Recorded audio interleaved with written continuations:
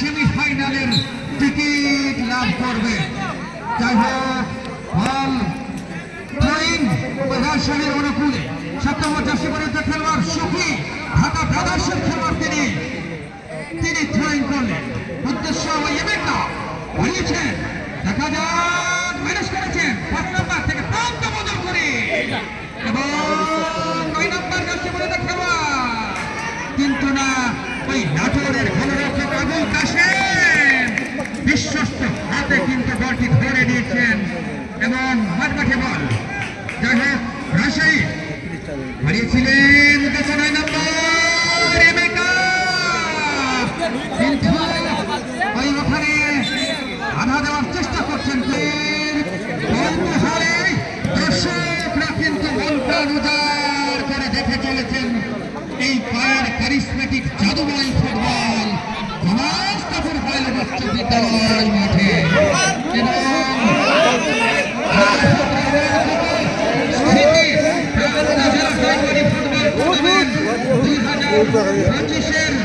যিনি প্রধান পৃষ্ঠপোষক এই এবং সমাজতাপুরের মধ্যে আমিনুল ইসলাম স্যার, সাবেক মাননীয় সংসদ সদস্য 44 চাপাই নবাবগঞ্জ 2 তিনি আমাদের সাথে মাঝে মধ্যেই কিন্তু ওই ফেসবুক লাইভের মাধ্যমে যুক্ত থাকছেন এবং এই খেলাকে উপভোগ করছেন এবং তিনি সার্বিকভাবে সহযোগিতা করে চলেছেন।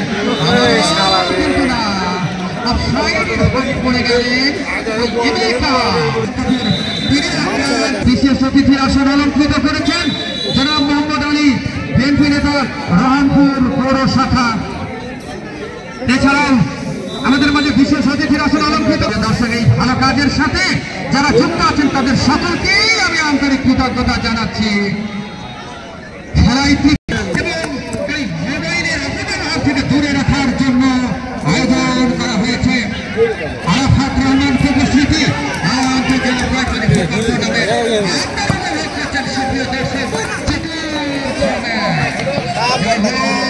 সময়ের সাথে সাথে খেলা কিন্তু এগিয়ে চলছে, বিদ্যার্থীদের খেলা এগিয়ে চলছে। এখন পর্যন্ত খেলার ফলাফল 0।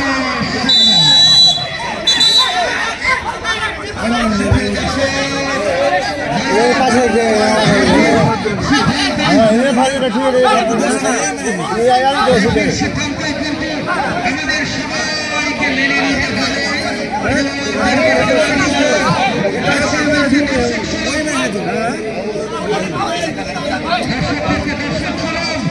এবং আয়োজকদেরকে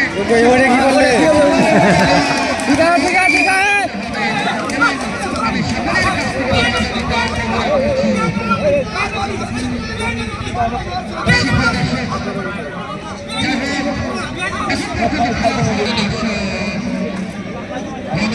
সকলের উচ্চ বিদ্যালয় মাঠে আনন্দময় পরিবেশ, কিন্তু বিরাজ করছে দারুণ চমৎকার আয়োজন। 7 নম্বর জার্সি পরিহিত খেলোয়াড় এই নাটোরের লিখন কিন্তু দিয়েছে